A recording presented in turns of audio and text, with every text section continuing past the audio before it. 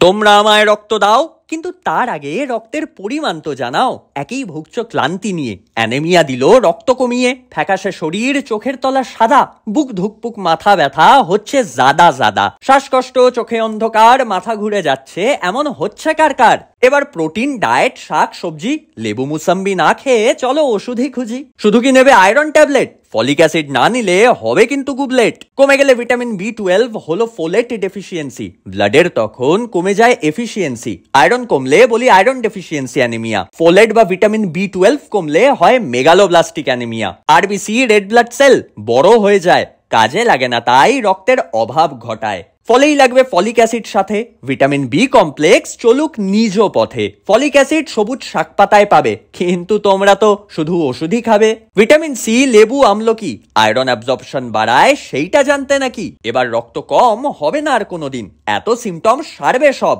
শুধু কথাগুলো শুনে নিন।